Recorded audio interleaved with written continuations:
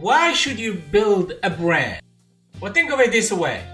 Organizations spend enormous amount of money, effort, and time building their brand. What you should know is a brand actually exists in your mind, my mind, everyone else's mind, and it means something to everyone. In other words, what you think of Pepsi and what I think of Pepsi is somewhat different. You might think it's the best soft drink in the world, I might think slightly differently, right? So we all have unique perception. The second thing, a brand is based on associations. It makes you feel something. When you think about BMW or a Lexus, it makes you feel something. And that's important because we all feel something slightly different from one another. Third element, a brand means an easy choice. Like, let's have a cup of Starbucks.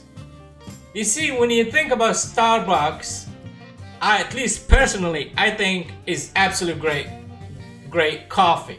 It's something I would prefer above anything else. But then I have few friends that simply would never drink Starbucks. They think it's a coffee that is somewhat burnt.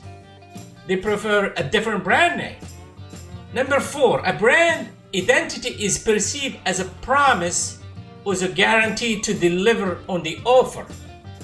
When you buy an Apple product, you see it as a promise that it will stand behind this product and it will deliver what it's intended to. And that's important to all of us. Finally, when you think about a brand, when it comes to identity, for example, some companies have done a great job. For example, Advil, when you think of it, you think of it as an advanced medicine for pain. At least that's how the marketing company presents itself when it comes to Advil. So Advil owns the idea of the ultimate promise of advanced medicine.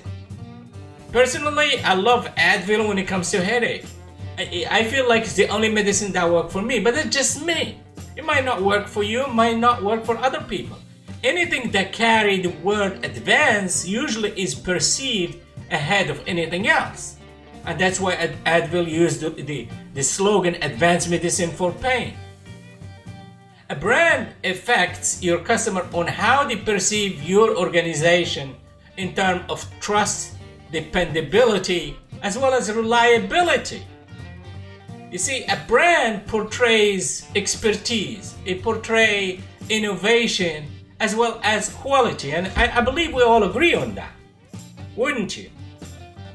So how to build a strong brand in your industry? When I say brand, it could be the organization you work for, it could be just you, personally you, as a brand. So as a sales professional, you are really your own brand. So building a brand name requires consistency in terms of quality, delivery, and customer excellence. A strong brand identity ensures confidence, that's really what it does, to invest on your product and services. A weak brand name shout loudly. Save your time and effort and keep looking for another alternative. Really, that's when you see a brand that is not really good, that is not trusted. It says, stay away from me. That's exactly what it tells you. So a brand name means peace of mind. When you buy Apple product, you're really buying peace of mind, knowing very well that the product will stand time rigors and quality and speed and everything you will expect. Why? Because Apple is proven to deliver on its promises. See, when Steve Jobs, for example, built a reputation that he mandate quality, speed, and sophistication in everything Apple produces, his name becomes synonymous with high standards in everything that you do. When you think Michael Jordan, who is a household brand name associated with excellence in basketball. When you think, for example, golf, you think Tiger Woods, who is a great athlete and a brand name in golf. If you think of it, if you are in sales, does a sales brand matters? If you are a freelancer, an entrepreneur, does your brand name matter? Absolutely. If you think of it in terms of the old maxim of marketing state that nothing has happened until somebody sells something, and that is absolutely true. It still hold true. It will always hold true. The new doctrine could be, if you think of it, nothing happened until you brand a lifestyle into the mind of prospect. Would you agree with that? Or nothing happens until you become the right brand in your customer mind. You see, in order for you to take the initial maxim that we state that nothing happened until somebody sells something, that's true.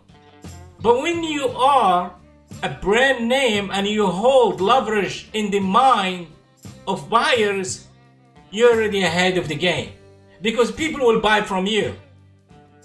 So in a way, you become a catalyst to sell your product simply because you're a brand name. If you want to buy a soda, a lot of people buy Coca-Cola because it's a brand name. You already hold a certain space in their mind. They have that preference, they will go for it, they will walk through hundreds of different soda but will go for Coca-Cola because that's their favorite, and that's it. So does a salesperson brand matter? Absolutely. Because decision maker buy business solution to resolve problem. That's really the whole purpose of buying something. As a salesperson, you examine usually the situation, try to demystify the complexity behind it, and try to deliver or recommend a solution that can help that specific customer. It is much easier to purchase a business solution from a salesperson or a company that possesses a good brand name. If you work for IBM, we work for Dell, people will know the brand name. They will buy from you because it's a known brand name. The more recognized the brand, the easier the decisions. If you don't have a brand name, people will say often, what's that and how reliable is it? And there will be a million questions they will come up with. No one will have to convince you, for example, about the quality of a BMW. No one. However, the salesperson that sells Kia might have to work harder to justify why you should buy it over a BMW or a Hyundai. I'm not putting anyone down. All I'm saying is a BMW as brand name is a little bit more known than a Hyundai or BMW. Hence, the salesperson have to do a little bit less in terms of hard work to convince you that it's a brand name that is highly reliable. So, building a brand identity takes enormous effort and money. We all know that. We agree on that, right? Brand identity is all about establishing a trusted presence in your customer mind. Because honestly, that's what you're trying to establish. Is the brand really give that peace of mind. The more trusted the brand, the higher the influence. We will agree on that, right? So branding is not about awareness. It's about establishing brand superiority in your prospect mind.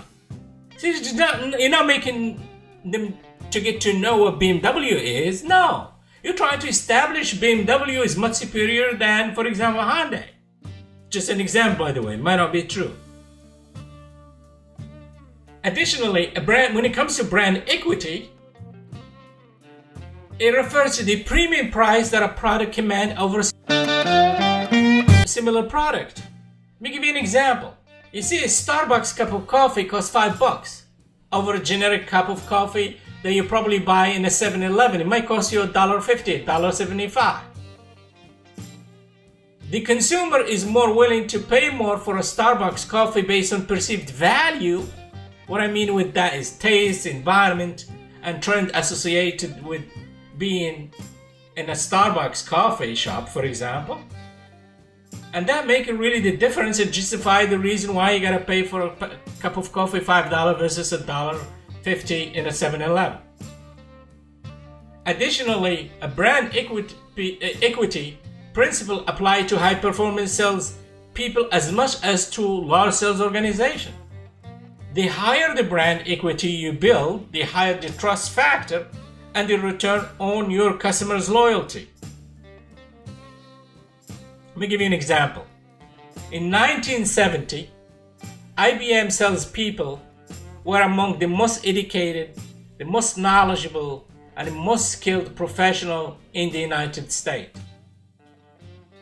They projected the image of corporate IBM and certainly enjoyed incredible brand equity within the information technology space at the time. It was then buying an IBM product was the safest bet at the time. And you probably might recall the concept, you won't get fired for buying an IBM. And the idea behind this concept, you won't get fired for buying IBM, was that IBM was such a dominant brand that you couldn't get wrong with buying its product. So the lesson here is IBM's unique sales force showed us that brand equity become a major competitive advantage.